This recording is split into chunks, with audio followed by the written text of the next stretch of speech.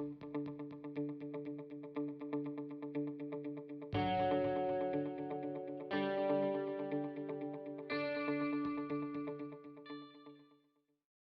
everybody.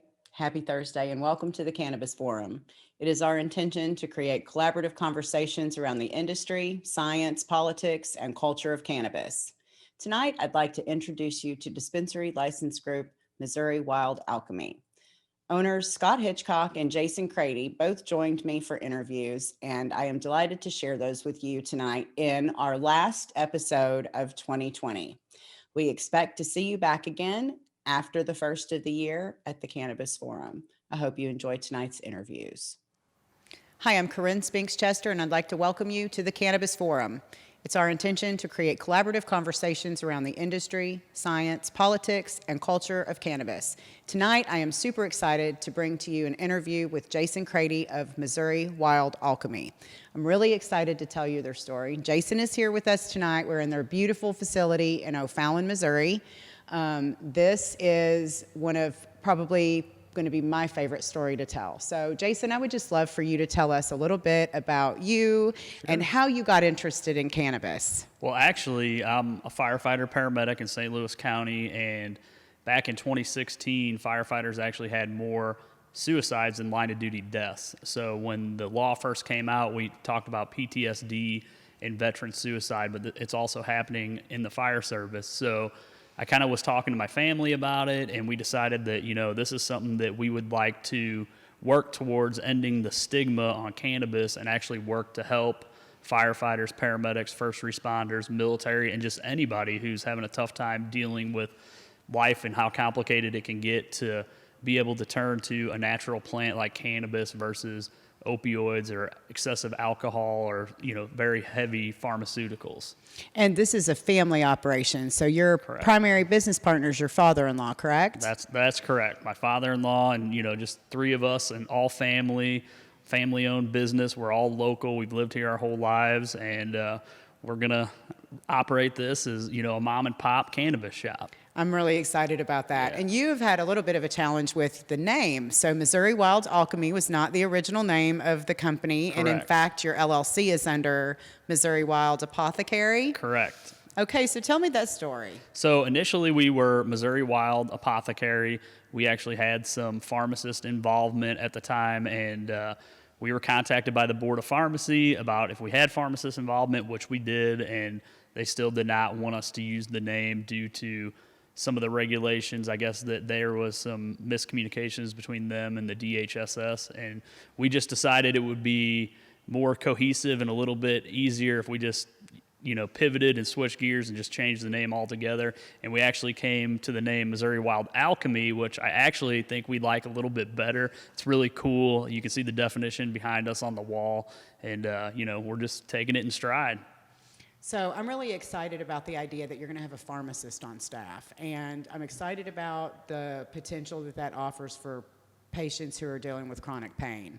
And that's one of the things that over the years as I've worked with patients is dealing with patients who are in chronic pain and they're trying to get off opioids, they're trying to get off pharmaceuticals. I've had that experience myself because I have RA. And so I'm excited that you will actually be able to work with those kinds of patients. Tell me a little bit about what educational opportunities are going to be available for patients. So all patients can speak with a pharmacist if they would like. We have a couple pharmacists we're working with, and they can actually talk to them.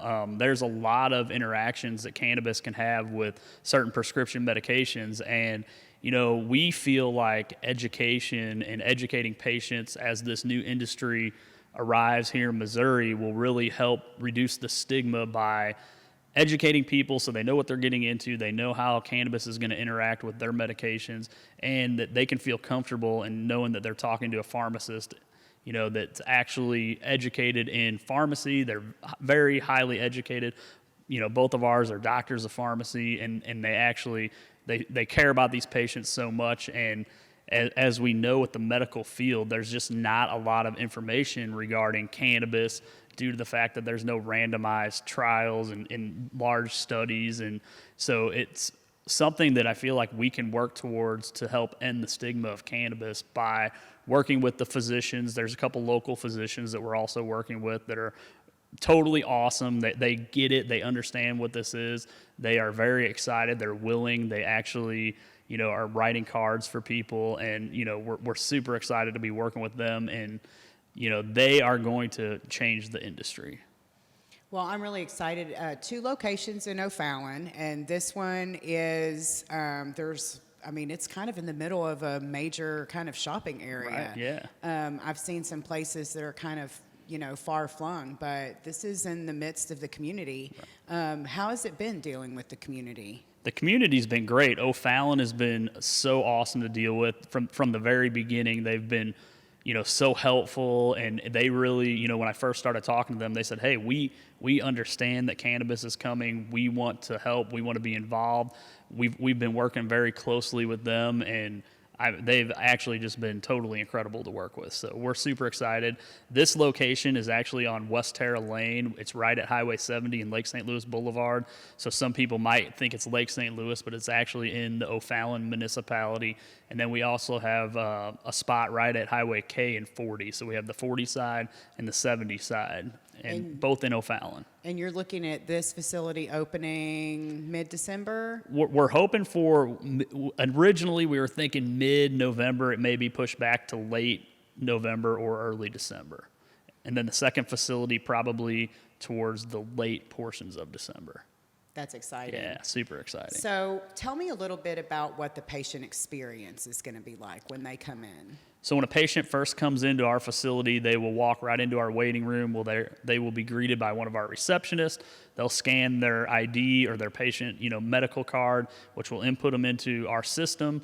And they can kind of look around up front. We have some merchandise, some glassware. We'll have CBD lines available up front in the lobby waiting area. And then when it's their turn to see one of our wellness coordinators, the wellness coordinator will come out to the lobby. They will get the patient. They'll go through our secured doors one-on-one when they're with one of our wellness coordinators and patient per state law, and they will be back in the secured cannabis area. And at that point, they can ask any questions they would like. They can speak to, that wellness coordinator. They can look through our menu on our tablets, and then they can place their order. We actually will have an olfactory area in the back where they can kind of look. It'll be under magnifying and light. That way they can kind of see the they'll be able to see the cannabis really, magnified and lit. They can kind of smell it once, COVID will permit that to happen. And they can place their order, which will then get fulfilled in our fulfillment area. They'll make the purchase. It'll be sealed in compliant, opaque packaging, and they'll exit the facility. As you guys know, there's no consumption allowed on any properties, any dispensary properties. So.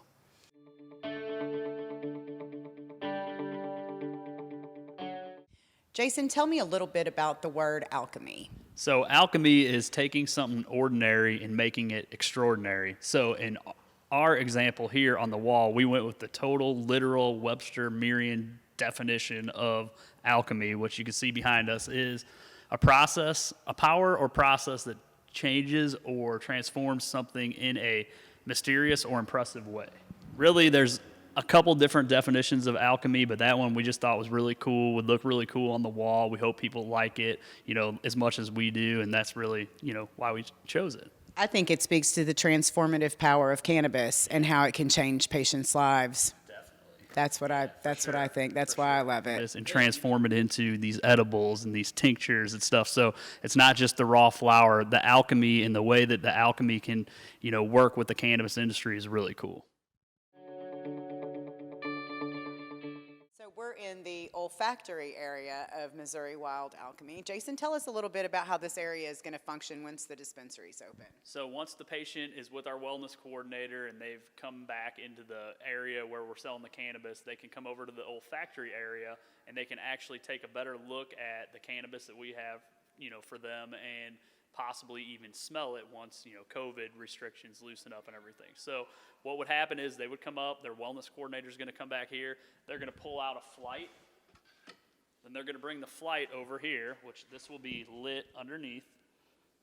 That way they'll be able to see the bud, they'll be able to see, the cannabis magnified, and we can move it. So let's just say we have Gorilla Glue or Pink Lemonade or whatever strain that they may want to be interested in for their condition. They can actually take a look at that. They can smell it. As you guys know, the terpenes, when somebody takes a smell of the cannabis, it's going to smell different to every single one of us. So you're going to get that one that you smell it and you go, that doesn't smell that good. Or you're going to get this one and go, that doesn't smell that good. Or you're going to smell one, you're going to go, you're going to have that euphoric feeling. So that's, actually interacting with your endocannabinoid system, and your body, is interacting with that strain. So that's what we want the patients to realize, that when they come here, that will be something that's available to them that they can look at, and they can really decide what medicine is going to work best for them. I am so excited to see when this area is finished. Yeah, me too.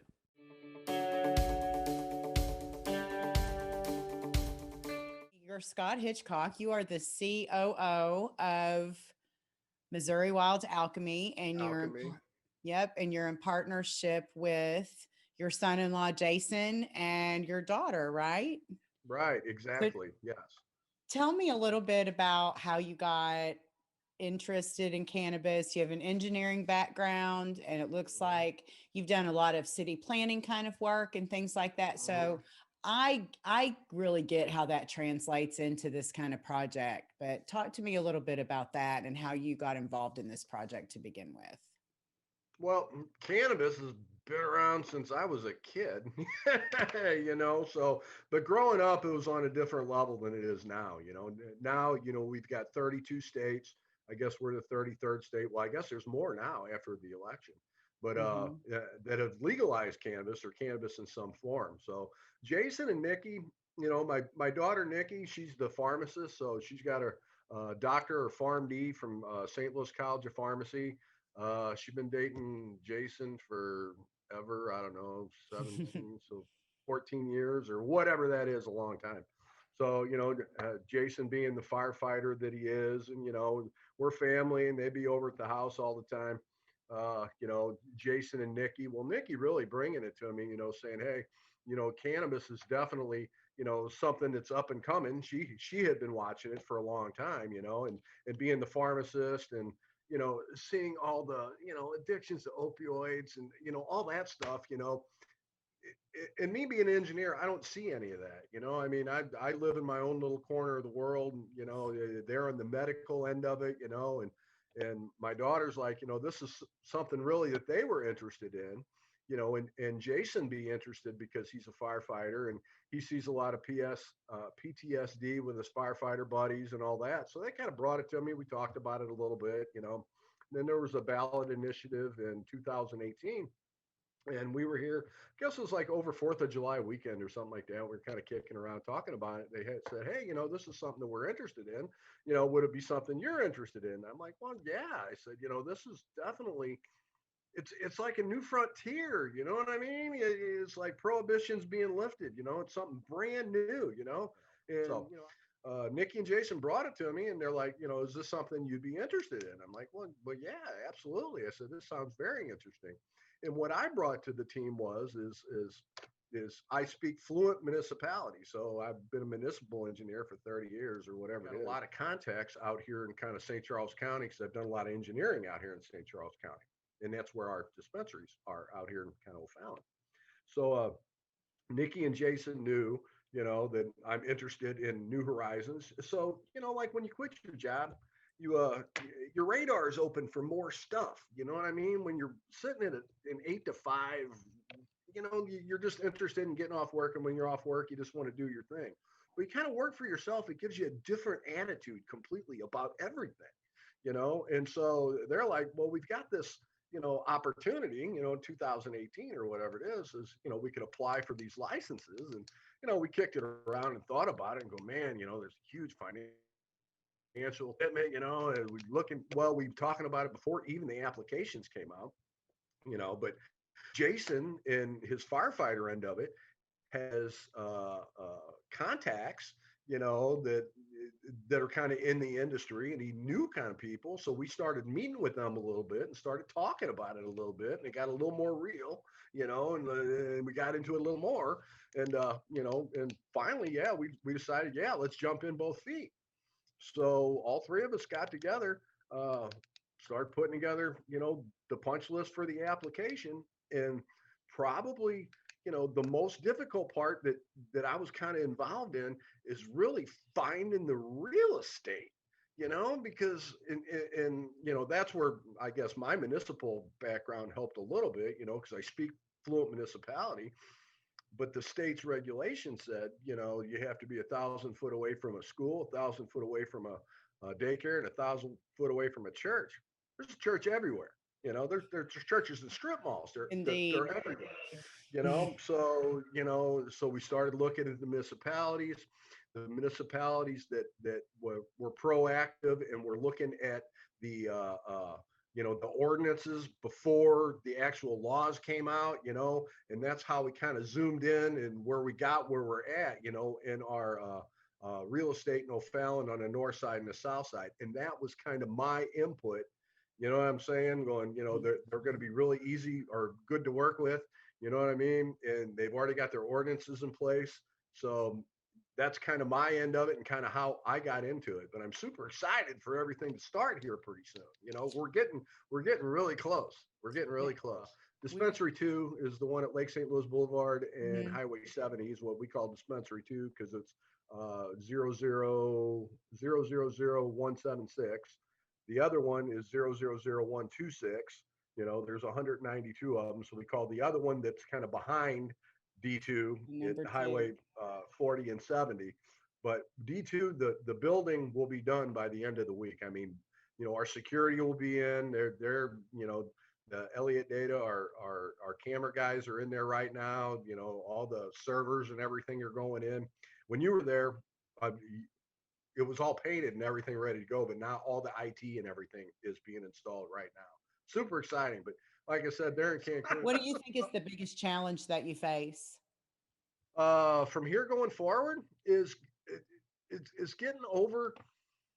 I don't really want to call it a stigma, but you got to get everybody in the door. You know what I mean? And kind of used to buying, this out in the open. I think that's more than anything. Like everybody's got to come in. You got to be comfortable. You know what I mean? And we've got to educate the people going, hey, this isn't the stuff that we had back in the 70s. You don't have to buy it on the street corner. You know what I mean? Come on in. We have got what you need. We can help you out. And hopefully we can do it in a manner that's, kind of, relaxes you and kind of, spins everybody down, So I think that's our challenge, to get everybody just to come in and get used to doing it. So do you have an opening day? No, well, we're going to be ready. It depends on how long commencement really takes, but we're really waiting on product. So my thought is I'm waiting on somebody. Well, there's a few cultivators in particular that I'm waiting on to kind of come online because they are relationships that we forged with them, and we really want to carry their product. Not Can that you we say don't. who? I'm not going to right now, no. But Darn. they're out there, and I have to ask.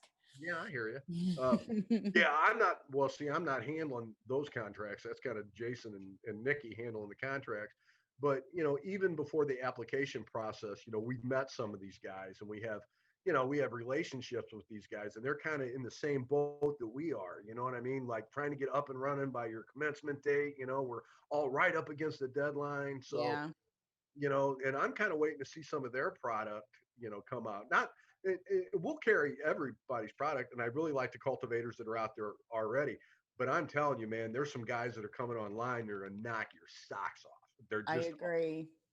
I agree. We're only getting started. There's so much amazing fantasticness that's about to happen in our market. It's going to be incredible. It is Willy Wonka is getting ready to start the factory. I am telling you, man, because some of these guys that we've been in meetings with and talked to, I mean, these guys are the absolute top of the field in what they're in. You know what I'm saying? So, yeah, they're going to be product out there that I don't think you're going to see in other states. I think we've got to leg up on these guys.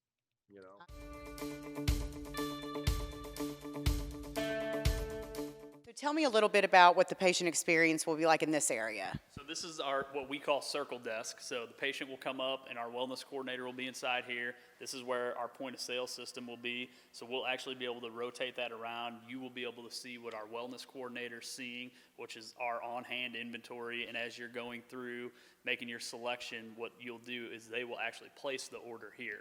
So when we're talking and you say, hey, I'm interested in a quarter of this, or I'm interested in this, Life Water or whatever it may be, that you feel will work the best for your condition based on what you've talked about with your medical doctor and the wellness coordinator, what you guys kind of decide and what you personally decide is going to be the best for your condition. That's where we'll place that order right here, and then that order gets submitted. It goes back into our fulfillment area where it gets fulfilled by some of our fulfillment staff, and then when that order's ready, they will just call you up and they'll say, Karin C, your order's ready. You'll proceed to the checkout area, and that's where you'll actually make your purchase. You'll get that cannabis in that opaque sealed container, and you'll be able to exit the facility. And so your wellness specialist will be able to answer my questions about a strain. So if I say, okay, I have RA, is this a strain that can help with pain? They'll know that information. Yes, they should. And we're always going to tell you you're going to need to talk to your medical doctor because there's so many interactions based on certain medications. And really, it's something that, everybody should be doing anyway. So we really want to make sure that the patients know that while this is something that's always been unacceptable, that they really are communicating with their physician so they know what's going on with you and your health. I could not agree with you more.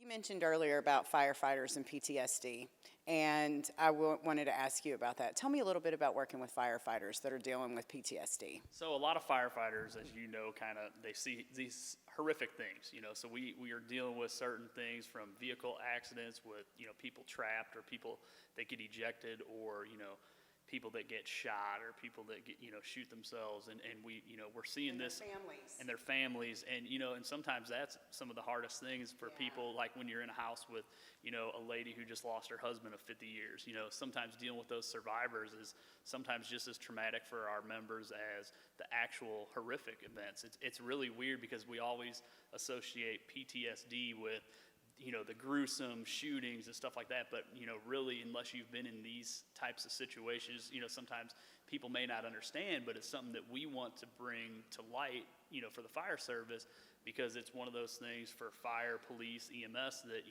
cannabis is still not allowed. So, I personally won't be allowed to consume cannabis with my job. But I think that it's beneficial for our members because we get a lot of members that turn to alcohol or opiates and stuff like that to, self-medicate. And I think that if, we work really hard and we really educate people, we can someday end the stigma of cannabis because what we're talking about, these things that we see on a day in and day out basis are not normal. And, we may have dealt with that, within the last hour, and then now we're going home to our families, and, it's just business as usual, And like you said, day in, day out, it's not like a one-time experience. This is something that you experience every time you go to work. Right, and a couple of people, and I have some friends who, have suffered from PTSD, and to hear them talk about it and to hear them explain it, sometimes it's not that one particular call that really sets it off, or it's something that, hey, all of a sudden now my cup is just too full and it's overflowed. And, then they can start going back and they're talking about things that happened 5, 10, 15, 20 years ago. So it sticks with you. And you go around about your daily life and you try to bury it, and you work harder, or you work out, or you throw yourself into something else, and you're really just not dealing with what you need to be dealing with. And then when that cup flows over, that's when, they've kind of lost control. So it's something that, it's so important for our military, our veterans and everybody in law enforcement. These guys, are dealing with so much stigma now and hate in this world and everything. And, they're just people just like all of us. So I think it's very important to bring this to light and talk about that. And it's one of these things that if we actually are open and honest about it, I do believe that it can really help to let people understand. And kind of like what you talked about earlier, we're seeing the demographic of cannabis users change. Absolutely. It's not the 17, 18-year-old stoner. It's the mom that's dealing with, home life, work life, raising It's kids. the 50-year-old with rheumatoid arthritis. Yeah, I mean, you know, and it's such a broad spectrum, and it's people who have, even when I first talked to them and said, hey, you know, we're thinking about doing this, they're like, I don't believe in that. And then, you know, next thing I know, I'd see them kind of like looking at me, and they'd come over and they'd start, hey, do you think it would help with this? Because I have really bad anxiety, you know, or whatever. And I have some teacher friends that, you know, have come to me and they're like, hey, you know, I don't, you know, I just don't agree with it, you know, DARE, war on drugs, blah, blah, blah. And then, you know, we start talking and they're like, well, you know what, actually, it seems like it kind of makes sense. And, you know, I wonder if, you know, that would work for me. And you know, what we're starting to see is what you see out on the West Coast and out in Colorado, where it's been normalized, you know, a little bit more, and it's acceptable. I think we're already starting to see that a little bit here in Missouri, and I honestly feel like impressed with what Missouri's done. I know that, you know, you get the complaints and, you know, people, it hasn't happened quick enough, which we are in the midst of a pandemic as well. But, you know, I really do feel like they've done a pretty good job, and I think that the area, as much as we thought wasn't going to be for it, I mean, you look at the numbers now, 70,000 plus patients, where they thought that was going to be a 2 or 3 or 5 year mark, and we're already well over that. I mean, so I think that the state is ready for it. I think the people that live here are ready for it, and I think people need it. I think Missouri's enthusiastic about cannabis. Yeah, for sure. Yeah. Thanks so much for joining us tonight at the Cannabis Forum. I'd like to thank our sponsors, Blue Key CBD, Greenway Magazine, American Cannabis Business Network, and Skytrace Farms. I hope you'll join us again after the first of the year, where we will bring you more on the industry, science, politics, and culture of cannabis. See you at the forum.